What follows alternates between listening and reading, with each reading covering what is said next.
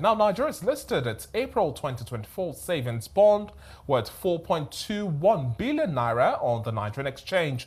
Meanwhile, traders at UBA expect market liquidity to wrap up the week in the negative territory, and money market rates remain high considering the FX purchase settlements. Well, Kenneth Onuoha, team member, Asset and Liabilities at UBA, joins me now for a weekly wrap-up of activities. Kenneth, thank you so much for joining us on the show today.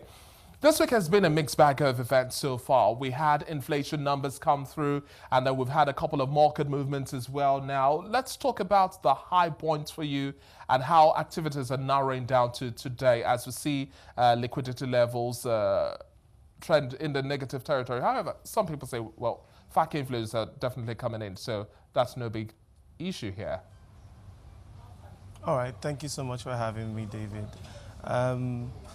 The week has been quite eventful, like you rightly pointed out. We saw inflation numbers come out. There was a bond auction as well during the course of the week. We saw CBN intervene to increase the FX demand, FX supply in the market during the course of the week, and in fact, 4 times during the course of the week. So a lot of activities did happen in the course of the week. There were also CRR debits the course of the week as well. But like you rightly said, I'll take it up from the system liquidity angle. System has been in repo all through the week. It started off at a negative balance of about 289 billion at the start of the week, and as at close of business yesterday, system liquidity was at about 427 billion. Now, this follows a series of activities that happened in the course of the week. We had people who had swap rollovers during the course of the week. We had CRR activities, like I rightly pointed out, where there were debits for people who had fallen short of the basic regulatory ratios. We also had funding rates go lower now, largely because we saw that the previous day we saw rates trend at about 30–31%, well over the SLF levels. But as at close of business yesterday, rates were trading about 29.65 and 29.86 and 30.65 respectively. Now, on days where there are no bond settlements, of course, expectedly, you'll see the rates do not trend as high as they would be on the days where there are settlements, standard practice in the industry. That's basically what happened in the course of the week for the liquidity side. When we move quickly to the treasury bills side, there were no primary auctions in the course of the week. However, we have a primary auction for next week where 508 billion will be up on offer. But the high point for the week this week was the fact that trading activities yesterday were strictly showed mixed sentiments, essentially. What we saw yesterday was that there were a lot of buying interest in the longer tenor securities, typically the April and the May, but there were few offers to match. But on the flip side, when you consider the fact that there was system illiquidity in the market, we also noticed that there was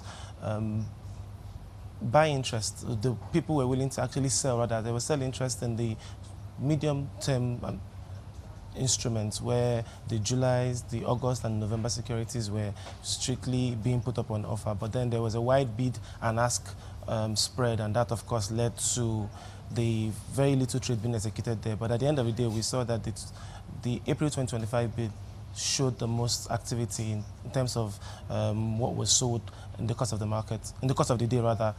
Now, on the bond side, what we have noticed is that it traded very calm, but then we saw very bearish sentiment.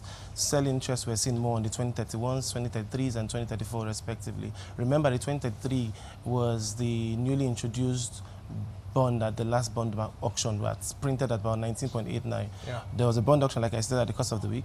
We saw 450 billion put up on offer, and we saw subscription levels hit about 551, which was lower than what happened in the previous month. Exactly.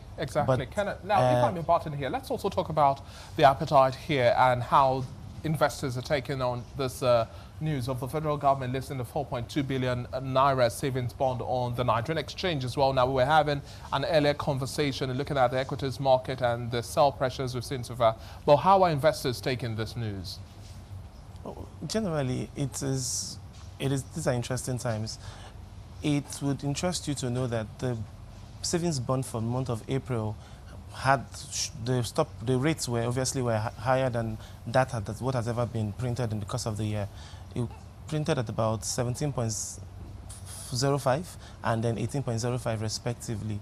Now, when you compare that side by side with what happened at the beginning of the year, we were trading at about 11%, it tells you why there is increased interest in the savings bond. Now, as at the March savings bond, we saw that the interest in the bonds were about 2.9 billion, which is about 45% increase from when you compare it with what happened in April.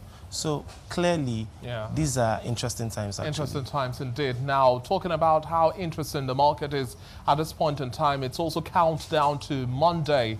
Barely 72 hours from now, we're going to have the MPC begin its deliberations, and then the announcement is going to come through on Tuesday. Let's talk about how the market is also positioning ahead of the MPC and likely case scenarios depending on the rate hike we might see pan out.